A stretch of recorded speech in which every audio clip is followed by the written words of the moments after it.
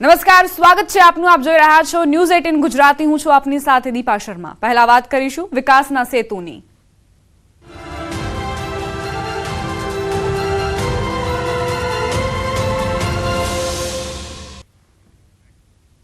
થોડી જ વારમાં પ્રધાનમંત્રી મોદી પહોંચશે રાજકોટ. એમ્સ હોસ્પિટલનું લોકાર્પણ કરશે. જૂના એરપોર્ટથી સભા સ્થળ સુધી રોડ શો યોજશે. રોડ શોના રૂટ પર 22 સ્ટેજ બનાવવામાં આવ્યા છે.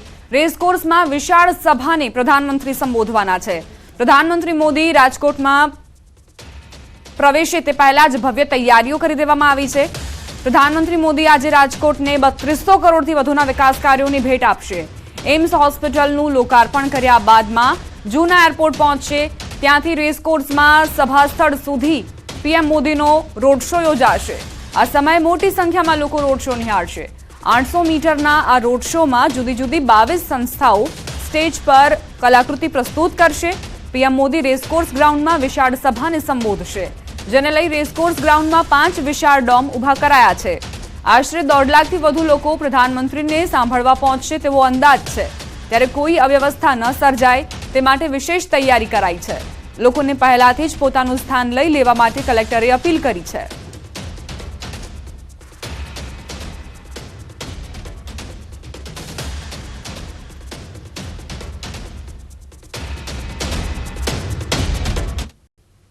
વડાપ્રધાન બન્યા બાદ નરેન્દ્ર મોદી આજે 8મી વખત રાજકોટના મહેમાન બનવાના છે. જી હા, હું આપને મારી પાછળના જે દ્રશ્યો બતાવવાનો પ્રયત્ન કરી રહ્યો છું. દ્રશ્યોમાં જોઈ શકાય છે કે રાજકોટના જૂના એરપોર્ટ ખાતે અંદાજિત 4 વાગ્યે તેઓ અહીં આવી પહોંચવાના છે ને ત્યારબાદ અહીંયાથી તેમનો 800 મીટરનો રોડ શો છે તે શરૂ થશે. રોડ શો છે તે આ જૂના એરપોર્ટ ખાતેથી શરૂ થઈને જે ખાસ કરીને જે રેસકોર્સ ગ્રાઉન્ડની અંદર જ્યાં તેઓ જંગી મેદનીને સંબોધવાના છે ત્યાં પૂર્ણ થવાનો છે. અને ત્યારે જોઈ શકાય છે કે રાજકોટનું આ જે તેમનો રોડ શો છે તેને કેસરીઓ બનાવી દેવામાં આવ્યો છે. કેસરીયો માહોલ છે તે અત્યારે જોવા મળી રહ્યો છે.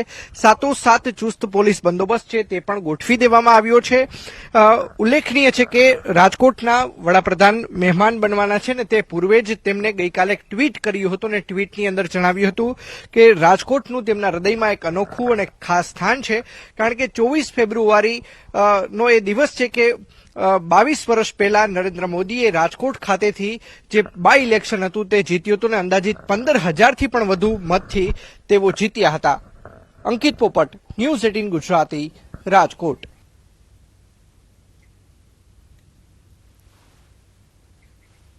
પીએમજય યોજનામાં ચાલતા કૌભાંડોને લઈને કેન્દ્રીય આરોગ્ય મંત્રી મનસુખ માંડવિયાનું મોટું નિવેદન. બોગસ બિલ બનાવતા લોકો સામે સરકારનું કડક વલણ છે. આવા લોકો સામે કડક કાર્યવાહી થવી જોઈએ અને સરકાર આવા લોકો સામે કડક કાર્યવાહી કરી રહી છે.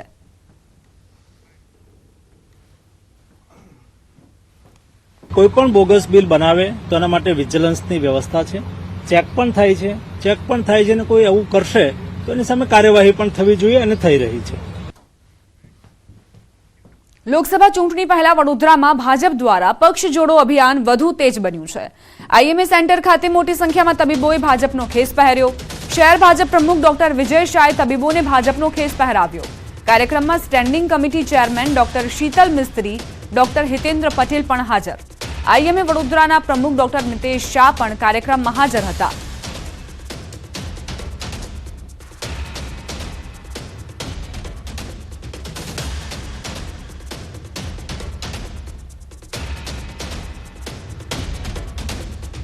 ગુજરાતના ડોક્ટર સેલના મધ્ય ગુજરાતના કન્વીનર તરીકેની જવાબદારીમાં છે એવા ડોક્ટર મિતેશભાઈ શાહ અને તેમની સમગ્ર ટીમ એમના માર્ગદર્શનથી, એમની મહેનતથી, એમના પ્રયત્નોથી અલગ અલગ પથીમાં તબીબીમાં અભ્યાસ કરતા અથવા તો તબીબ થઈ ગયેલા લોકો એ આજે આ કાર્યક્રમમાં જોડાયેલા છે.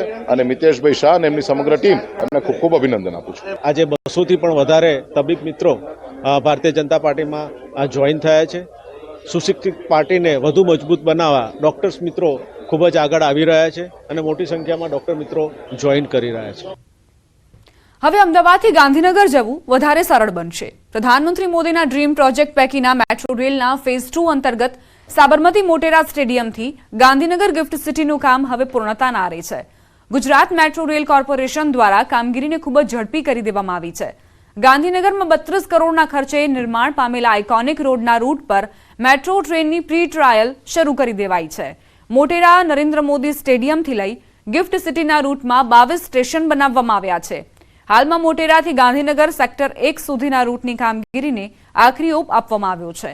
લોકસભા ચૂંટણી પૂર્વે આ રૂટ પર મેટ્રો શરૂ કરી દેવામાં આવે તે પ્રકારનું આયોજન કરાઈ રહ્યું છે.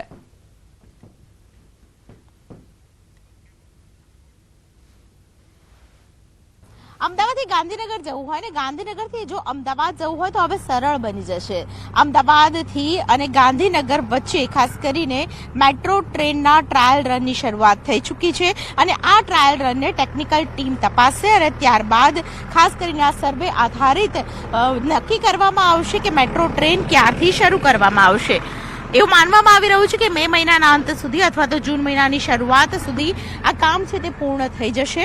ખાસ કરીને ગાંધીનગર વાસીઓને કે જેઓ અમદાવાદ ડેલી અપડાઉન કરે છે અને અમદાવાદ વાસીઓ કે જેઓ ગાંધીનગર જઈ રહ્યા છે તો તે લોકો માટે ખૂબ જ સારા સમાચાર છે. ટ્રેન છે તેનું કામ શરૂ થઈ ચૂક્યું છે અને અંતિમ તબક્કામાં છે. અત્યારે પણ આપ જોઈ રહ્યા છો ખાસ કરીને જે ટ્રાયલ રન કરવામાં આવ્યું તે ટ્રાયલ રનને લઈને પણ તમામ પ્રકારની તૈયારીઓ કરી દેવામાં આવી છે. પ્રી ટ્રાયલ રન રોજ થાય છે અને ટેકનિકલ ટીમના તપાસ્યા બાદ જ ખાસ કરીને સમય નક્કી કરવામાં આવશે કે ક્યારથી આ ટ્રેન છે તે શરૂ કરવામાં આવશે. કેમેરા પર્સન અમિત શર્મા સાથે દીપિકા કુમાર, ન્યૂઝ 18 ગુજરાતી, અમદાવાદ.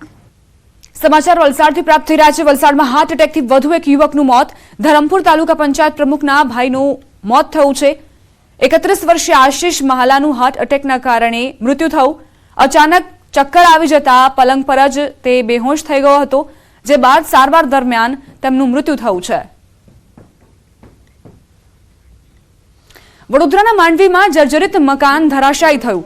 મોડી રાત્રે અચાનક જર્જરિત મકાન ધરાશાયી થતા લોકોમાં દોડધામ મચી. મકાન પાસે પાર્ક કરેલ કાર પર મકાનનો કેટલોક ભાગ પડતા કારનો કચ્ચરઘાણ વળ્યો. ફાયર બ્રિગેડની ટીમે સ્થળ પર પહોંચી કામગીરી હાથ ધરી.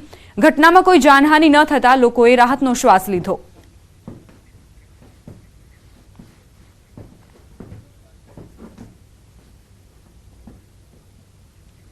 બુલેટિનમાં રોકાઈશું એક નાનકડા વિરામ માટે. આપ જોતા રહો ન્યૂઝ 18 ગુજરાતી.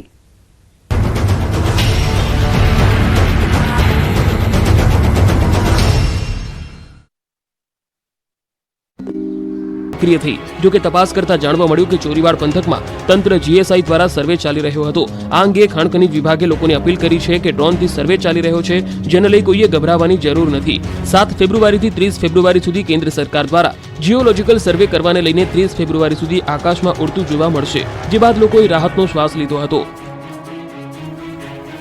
ધોરાજીના ખેડૂતો માટે પવન બન્યો વિલન, પાક ઢળી પડ્યો.